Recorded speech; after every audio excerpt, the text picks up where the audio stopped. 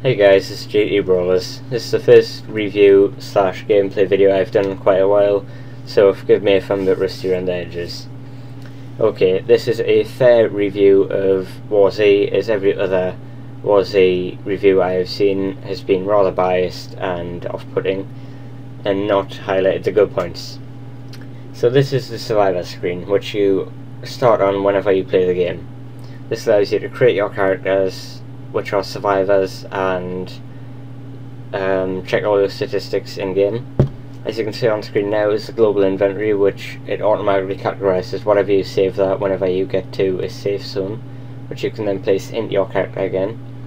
And this is the marketplace where you can buy various goods from in-game. As you can see here, I'm highlighting GC, which I suppose stands for game credits, which you can purchase with real life money via PayPal or credit card, which can then be used to buy these in-game items here, which are things like hats, melee weapons, ammos, foods, etc. And here you will see you can use dollars also in the blue, and that kind of pass that costs $1,400, which is a mighty waste, as you only get $60 from killing certain zombies.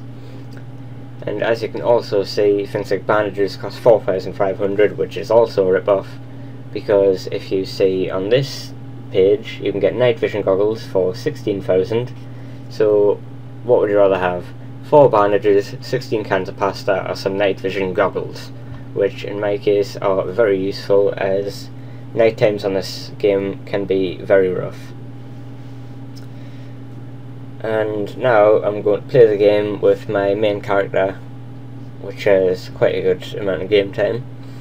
As you can see, you can filter it via region, which is North American servers, European servers, and Russian servers. There are over 200 servers for each region. Most servers can hold up to 50 players, yet there's about 10 servers in each region that can hold up to 100 players. And on a date like today, there aren't many players on since it is Christmas. Merry Christmas to you all. And game time can vary depending on your internet connection speed and your computer speed, as it seems, as it takes me less than 20 seconds to connect, yet some of my friends can take up to a minute to connect, which can be quite faithful, because as it gets to this point here, your character is actually in the world, but you can't see it because your screen is still loading. Now this is in-game. As you can see, I have the graphics on top settings, and there's another guy right in front of me. But besides that fact, because he's got nothing as he's died, I will get on with the review. The textures seem fine to me, as it is just generic textures that you find in a game, which people have complained about, but I see no problem with, as it is still just a game. The graphics of the foliage and surroundings are fine, as far as I can see. Obviously the trees are a bit 2D at the minute, as you see, but that's not really much of a problem, because, you know, it's a tree. It's not really a major element of the game. The terrain mapping is rather smooth also, as you can move without problem, although when you get to surfaces ahead, such as that rough rocky terrain, it can be rather bugged, as if you sprint up it, you can sometimes glitch through the map, and you can run up any surface practically in the game, apart from a straight vertical wall, 90 degree. And as you can see here, the UI in-game is much clearer. It just went off because I'm narrating this after I actually recorded it. But the UI is much better if I'm going to compare it to DayZ, which it is rather hard to control, if I remember. And it just allows for basic gamers to use the game straight off the purchase, rather than having to fiddle on with controls and searching the inventory to try and get things to work. Now here's a rather dangerous part of the map. I am at Frosty Pines Resort Town, which is a very good place for starters, as I spawned here, and it has a police station, a fire station, a pharmacy slash hospital, a post office, and a giant manor house, all with very good loot usually. The police station usually has things like M16s and pistols spawning all the time. And back to the terrain, if you see the surface I'm walking on now, it is rather rocky, which is a bad surface to run on or walk on, as you lose health for some reason, which is rather glitched. Sometimes when you get to the bottom of a hill you randomly take damage, and sometimes you have to stop and jump over this little obstacle, otherwise you will take damage, obviously. Now if I move on to the actual HUD, HUD, which is heads-up display, as you see in every other game. In the top right you see two indicators, which is your sight at the top, which indicates how often zombies can see you. As that is full when you're sprinting, zombies can see you away from about 70 foot. As it goes down to a walk, they can see you from about 20 to 15 foot. If you crouch, they can see you a lot less, and if you lie down, they can pretty much not see you and you can walk straight past them. Noise, that barely gets above halfway even when firing a gun, so that's not much to worry about, but that is being tweaked as we speak, and firing a gun now attracts a lot of zombies nearby. As you can see now, I'm in Frosty Pines, and in-game you wouldn't actually hear my footsteps on the surface below me, as that is one bug in the game, which is a negative.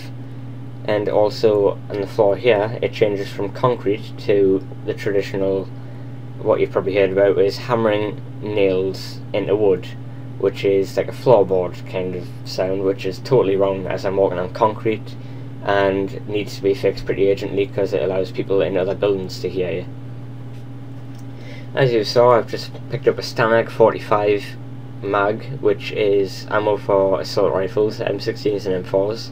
I've also picked up antibiotics and bandages, which can be used to heal your character if he happens to take damage.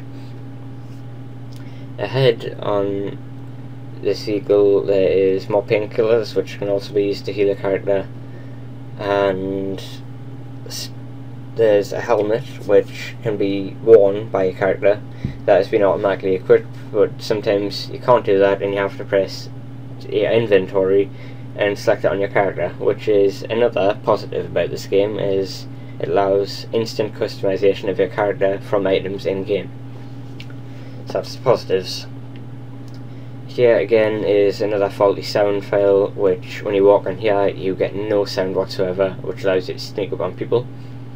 And for some reason in town today there aren't many zombies at all, whereas it would be quite densely populated sometimes with zombies. Well, I should say moderate, because it's not really dense at all.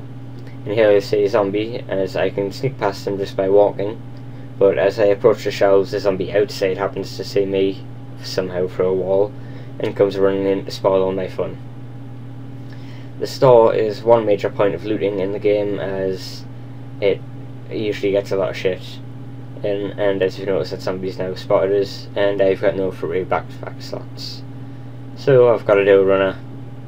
Yeah, she has a pistol which automatically equips into my secondary slot, and now I shall kill the zombies. Which, another good point about this game is it is an instant kill if you hit a zombie in the head, which is quite realistic as far as zombies go. Here's another glimpse at the UI, which is now gone, which is the backpack.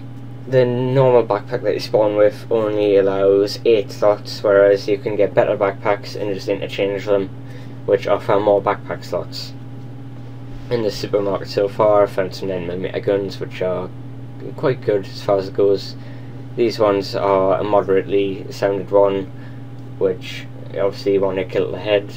You can also find melee weapons, which take a bit longer to kill zombies, like up at 4 hits in the head, and it can go up a lot in the body, so you know, I encourage you to aim for the head.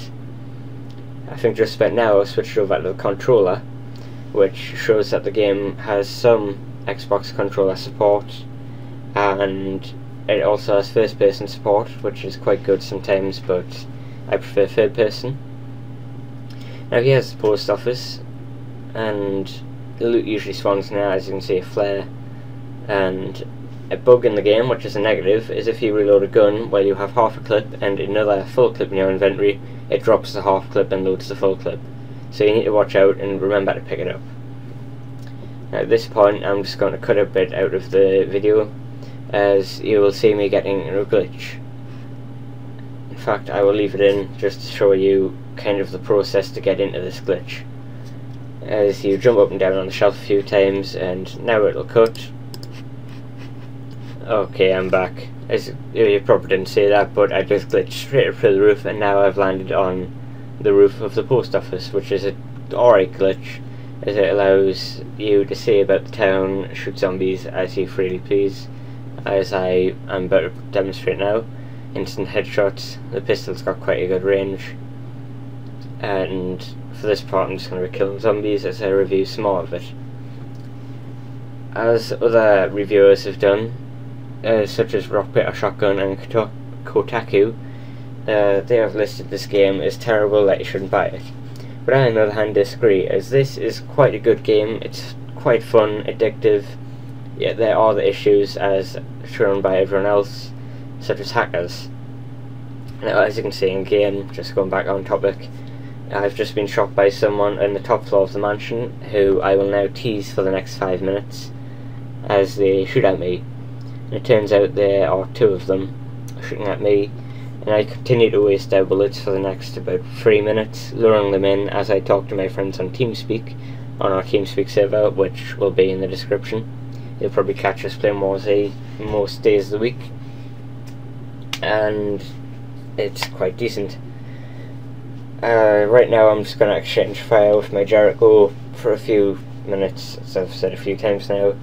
Throw on the fire, wasting the ammo, until I ultimately run away and disconnect, to which point I go back on the server after I ghost, which is a cheat in the game kind of thing, where you go on an unpopulated server, sneak around to where they're standing, go back on that server and shoot at them. However, this is unsuccessful as there are other players in the server and these players have left, and I then get killed along with my 4 friends as we exchange fire with these 2 people. Okay, I don't think there's much left to cover other than this is a decent game. You can buy it at your own risk. It is £10. The developers, albeit yes, they are quite shit at their job, is they ban most of their players for disagreeing with them on the forums, and they've been getting a lot of bad reviews, as in their terms and services, which they update with every update they do now, they have stated that anyone who accepts these terms of services, which you need to do to play the game, will be void of a refund, so they cannot get refunded if they dislike the product, which is probably in response to all the people on Steam demanding a refund after they felt cheated at the description, which offered lots of features which aren't in the game. Which I can now argue that, although they aren't in the game, this is still a game which is up to a decent standard.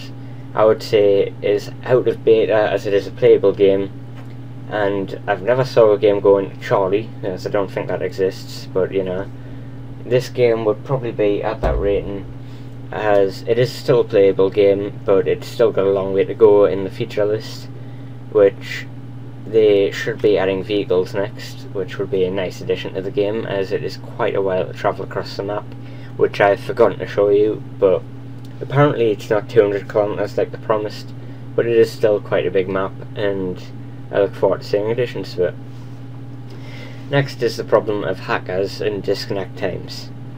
The game is teeming with hackers, which is bad for the game, as they need to improve their engine fast, as people use things known as ASMs, which allow them to see items and players through walls, as well as zombies, which gives them the unfair advantage of just going on servers, knowing where exactly good loot is, and then finding players and aimbotting them in the head with no recoil hacks as well, which is also rather annoying because you find them on the majority of servers, and it just spoils the day if you get killed by one of them, because I've got no problem getting killed by a normal player, but if you find out they're using hacks, you have nothing to do about it, and it just spoils the experience really. Next is the problem of disconnecting. It can take up to 10 seconds to disconnect on the quitting menu, which I find is a good addition to the game, as it stops people from just disconnecting as soon as they get into a firefight. But the problem with it is you can't stop disconnecting once you are, and you can still get killed while disconnecting, which, yeah, that is a good and bad point, but it can be quite annoying. I'm going to have to finish this review here because I think my upload time is at a 15-minute max, as I haven't uploaded a YouTube video in a while. So stay tuned, happy gaming, check out the link in the description to our website, and if I get good enough views on this, I will do a second version. Good night and Merry Christmas.